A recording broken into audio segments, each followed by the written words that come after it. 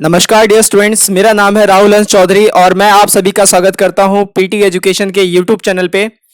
तो आज हम अपना करने जा रहे हैं सेशन नंबर 15। जैसा मैंने आपको पिछले सेशन में कहा था, मैं आपके लिए लेके आऊंगा top 10 MCQs totally based on from the perspective of exams, right.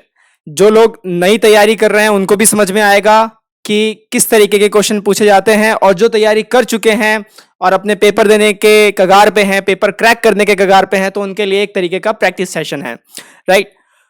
इससे पहले एक जरूरी सूचना कि कोरोना वायरस के केसेस बढ़ते जा रहे हैं, इसलिए मैं आपको यही कहना चाहूंगा कि खुद को सुरक्षित रखें, दिन भर साबुन और सैनिटाइजर का इस्तेमाल करते रहें बीच बीच में, राइट। खुद को भी सुरक्षित रखें, घर में जो बड़े बुजुर्ग हैं उनको भी सुरक्षित रखें। तो आइए शुरू करते हैं हम अपना सेशन मिशन अभ्यास।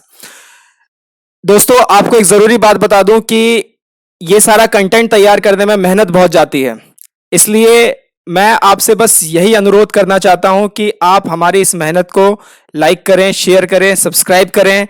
आपसे जो हमें हौसला मिलता है वही हमारा मोटिवेशन है। आपसे जो हमें तारीफ मिलती है कि आपको अच्छा लगा सेशन, आपका ज्ञानवर्धन हुआ, वही हमारे लिए मोटिवेशन का काम करता है, राइट। तो स्टार्ट करते हैं। ये रहा पहला सवाल, इसमें मैंने टाइमर भी ऐड किया हुआ है। तो पहला सवाल है, which of the following has been described as the horoscope of our sovereign democratic republic. ये देखिए टाइमर चल रहा है, अपना आंसर लॉक कीजिए। हम इस पे बात कर चुके हैं, हमने इस पे सेशन किया है। करेक्ट आंसर क्या होना चाहिए?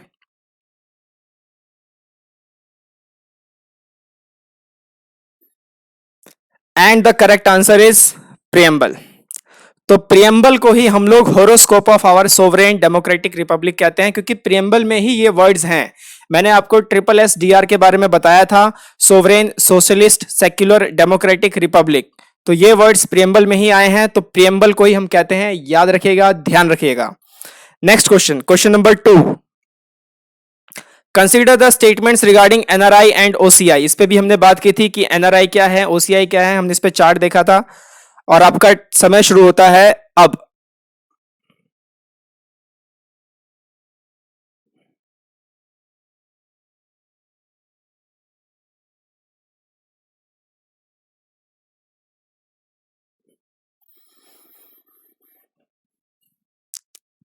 इसका करेक्ट आंसर है neither one nor to.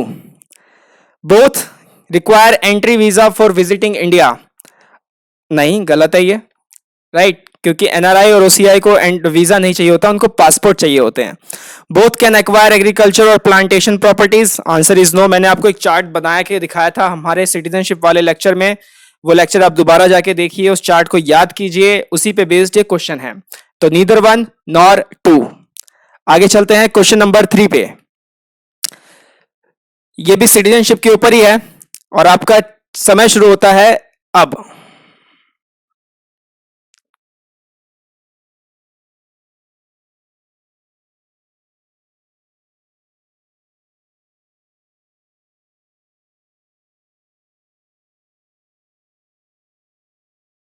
And the correct answer is option A, one only.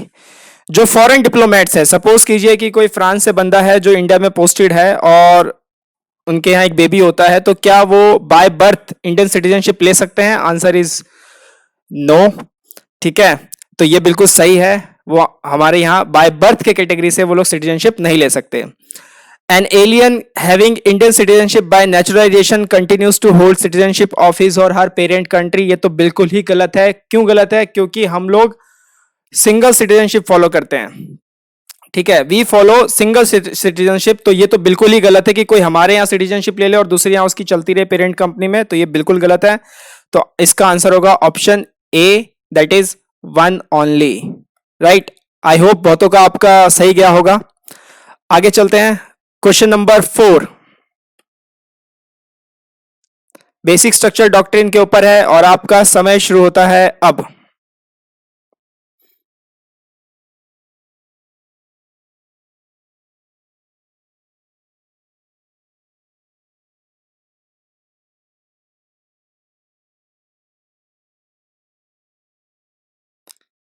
And the correct answer is option D, parliament.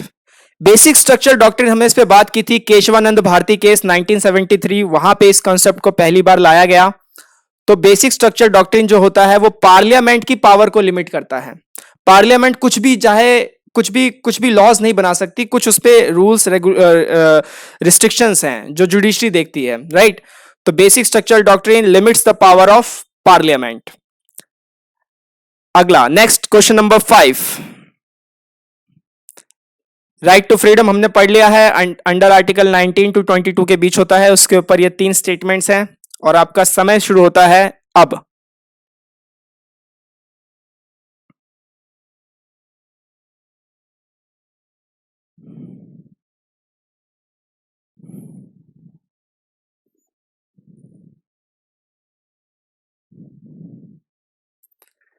And the correct answer is option D, तीनों सही हैं। 19 से 22 में राइट टू फ्रीडम हमें दिए गए हैं। Right to practice any profession article 19(1) G के तहत ही आता है। Right to move out of the country, ये भी आर्टिकल 19 में ही आता है। आर्टिकल 21 में भी इसे ले सकते हैं। राइट टू एलिमेंट्री एजुकेशन, ये सारे के सारे हमारे right to freedom under fundamental rights के अंदर आते हैं, राइट। तो ये था हमारा क्वेश्चन नंबर 5। आगे चलते हैं क्वेश्चन नंबर 6 की ओर, और ये रहा आपकी स्क्रीन पे इक्विप प्लान। क्या था इक्विप प्लान? आपका समय शुरू होता है अब।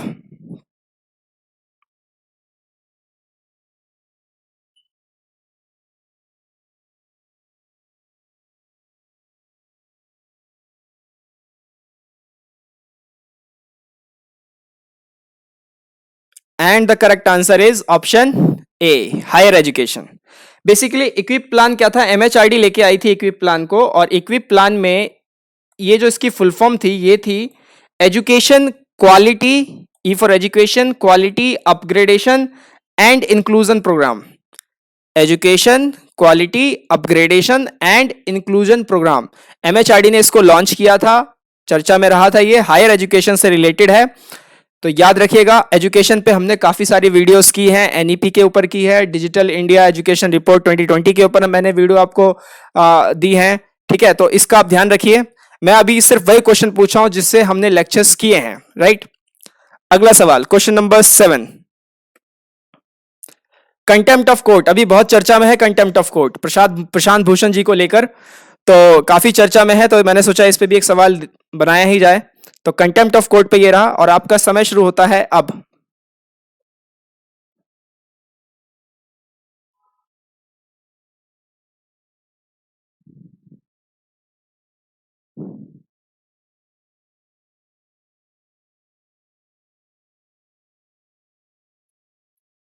And the correct answer is option C, one only. Contempt of court, basically मैंने आपको बताया था कंटेम्प्ट ऑफ कोर्ट के बारे में हल्का फुल्का, कि आर्टिकल 129 सुप्रीम कोर्ट के अंदर आता है और आर्टिकल 215 हाई कोर्ट के अंदर आता है। तो पहला ऑप्शन तो बिल्कुल सही है। Both supreme court and high court derive their contempt powers from Indian constitution. अगर वन सही है तो ऑप्शन ए और ऑप्शन सी ही बचा मेरे पास सॉल्व करने के लिए, राइट, क्योंकि इन्हीं में ऑप्शन 1 दिख रहे हैं, बी तो और डी तो उड़ गए। Elimination technique. Now I have to see for second, scandalizing the court comes under civil contempt of court. नहीं, सिविल में नहीं आता, this is basically comes under criminal contempt of court, right. तो ये स्टेटमेंट गलत है, तो हमारा जो करेक्ट होगा वो होगा answer C. Contempt of court अभी काफी चर्चा में चल रहा है, ध्यान रखिएगा इसको, थोड़ा सा इस पे रिसर्च कीजिएगा अपनी तरफ से, जानिएगा, क्योंकि जो अभी चीजें चल रही हैं, अगर प्रशांत भूषण जी को किसी भी प्रकार की सजा होती है तो ये कई सारे सवाल खड़े करेगा कंटेम्प्ट ऑफ कोर्ट को लेके, कि what is the basic difference between criticism and contempt of court. और आर्टिकल 19 भी इसमें काफी उसकी कोर वैल्यूज को, उसके स्ट्रक्चर को काफी खंगाला जाएगा फिर आगे जाके। तो काफी ऐतिहासिक केस ये हो सकता है आने वाले टाइम में, इस पे हमारी नजर बनी रहेगी। So next question number 8, reservation के ऊपर हमने लेक्चर्स किए थे, तो रिजर्वेशन के ऊपर ये क्वेश्चन है और आपका समय शुरू होता है अब।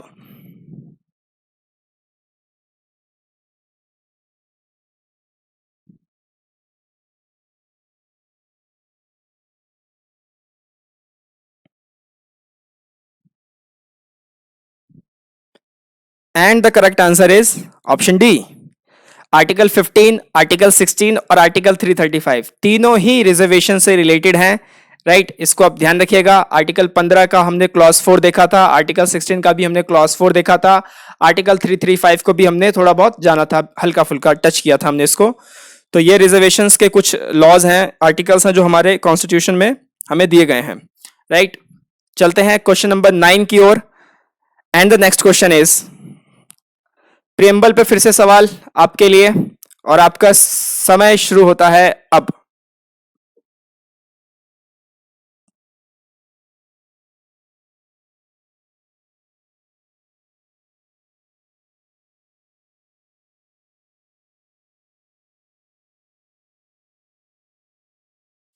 And the correct answer is C, दोनों ही सही जवाब हैं।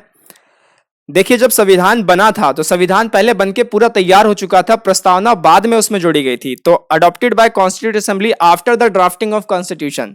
कॉन्स्टिट्यूशन जब पूरा ड्राफ्ट कर लिया गया था, ड्राफ्टिंग कमेटी के चेयरमैन कौन थे बताइएगा मुझे। आज का पहला सवाल आपके लिए, सवाल तो मैं दे ही रहा हूं, उस पर भी और सवाल पूछ रहा हूं। कितना सवाल पूछते हो आप।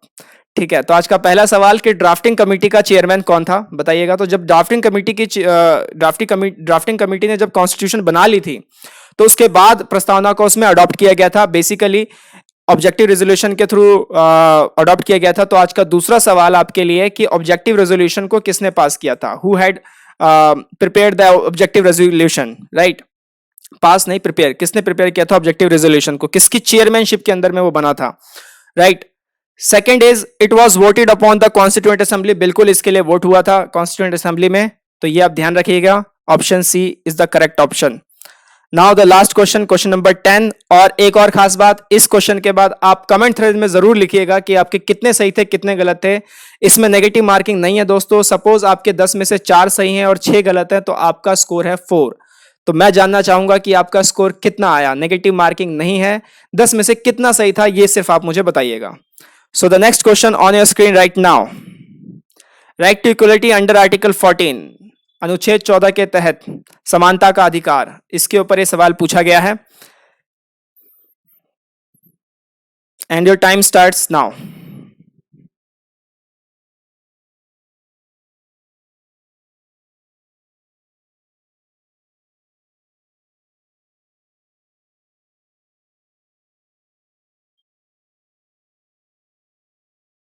And the correct answer is C, very easy question. Right to equality में सिर्फ 2 ही कॉन्सेप्ट थे, equality before law, equal protection of law. बहुत ही आसान सवाल थे। आई होप आपको मजा आया होगा आज के सेशन में। कमेंट थ्रेड में अपना स्कोर लिखना ना भूलें, आपसे ये अनुरोध है मेरा, यह आग्रह है मेरी तरफ से। और ये कुछ पीटी रिसोर्सेज हैं आपके लिए, इनका आप पूरी तरीके से लाभ उठाएं, इनको अच्छे से इस्तेमाल करें। कुछ बेहतरीन कोर्सेज हैं सिविल सर्विसेज की प्रिपरेशन के लिए। आई होप आपको समझ में आ गया होगा कि सवाल किस तरीके के आते हैं। तो कुछ इसी तरीके के सवाल मैं और आपके लिए लाता रहूंगा। टिल देन, नमस्ते, शुक्रिया, जय हिंद।